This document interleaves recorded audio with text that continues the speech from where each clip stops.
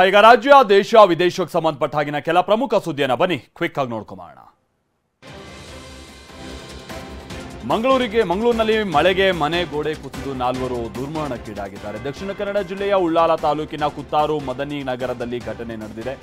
ಮನೆಯೊಳಗಿದ್ದ 45 ವರ್ಷದ ಯಾಜೀರ್, ಪತ್ನಿ ಮರಿಯಮ್ಮ, ಮಕ್ಕಳಾದ ರಿಯಾನಾ ಹಾಗೆ ರಿಫಾನಾ ಮೃತಪಟ್ಟಿದ್ದಾರೆ. ಪಕ್ಕದ ಮನೆಯ ಕಾಂಪೌಂಡ್ ಬಿದ್ದ ಪರಿಣಾಮ ಮನೆ ಸಂಪೂರ್ಣ ನೆಲಸಮವಾಗಿದೆ. ನಿದ್ರೆಯಲ್ಲಿದ್ದಂಥ ಒಂದೇ ಕುಟುಂಬದ 4 ಅಸುನೀಗಿದ್ದಾರೆ.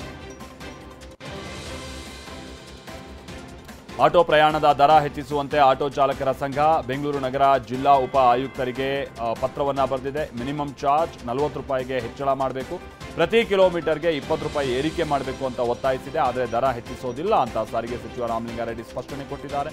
ತೈಲ ಬೆಲೆ ಹೆಚ್ಚಳ ಹಿನ್ನೆಲೆ ದರ ಹೆಚ್ಚಿಸುವಂತೆ ಮನವಿಯನ್ನ ಮಾಡಿದ್ದಾರೆ. ಅವರು ಹೇಳದಂತೆ ದರ ಹೆಚ್ಚಿಸಲ್ಲ, ಆದರೆ ಈ ಬಗ್ಗೆ ಒಂದು ನಿರ್ಣಯ ಮಾಡ್ತೀವಿ ಅಂತಲೂ ಹೇಳಿದ್ದಾರೆ. ತುಮಕೂರು ಜಿಲ್ಲೆಯಲ್ಲಿ ಮಕ್ಕಳ ಮಾರಾಟ ಜಾಲ ಪತ್ತೆಯಾಗಿದೆ. ಜೂನ್ 9ರಂದು 11 ತಿಂಗಳ ರಾಖಿ ಅನ್ನೋ ಮಗುವಿನ ಕಿಡ್ನಾಪ್ ಮಾಡಲಾಗಿತ್ತು. ಈ ಪ್ರಕರಣ ಬೆನ್ನಹತ್ತಿದ್ದಂಥ ಗುಬ್ಬಿ ಪೊಲೀಸರಿಗೆ ಇಡೀ ಜಾಲವೇ ಸಿಕ್ಕಿದೆ. ಒಂದೇ ಗ್ಯಾಂಗ್ 9 ಮಕ್ಕಳನ್ನ ಮಾರಾಟ ಮಾಡಿರುವಂಥ ಮಾಹಿತಿ ಹೊರಬಿದ್ದಿದೆ. ಮಕ್ಕಳ ಮಾರಾಟ ದಂಧೆಯಲ್ಲಿ ನರ್ಸ್ಗಳು ಭಾಗಿಯಾಗಿದ್ರು ಅನ್ನೋದು ಗೊತ್ತಾಗಿದೆ.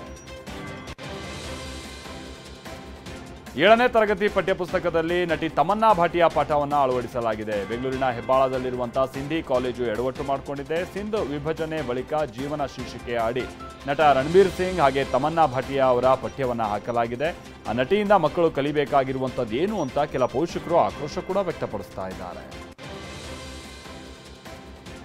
ಅಬಕಾರಿ ನೀತಿ ಹಗರಣದಲ್ಲಿ ದೆಹಲಿ ಸಿಎಂ ಅರವಿಂದ್ ಕೇಜ್ರಿವಾಲ್ ಅವರನ್ನ ಸಿಬಿಐ ಬಂಧಿಸಿದೆ. ಕೇಜ್ರಿವಾಲ್ ಬಂಧನಕ್ಕೆ ಅನುಮತಿ ನೀಡಬೇಕು ಅಂತ ಸಿಬಿಐ ಸಲ್ಲಿಸಿದ್ದಂಥ ಮನವಿಯನ್ನ ದೆಹಲಿಯ ರೌಸ್ ಅವನ್ಯೂ ಕೋರ್ಟ್ ಪುರಸ್ಕರಿಸಿದೆ.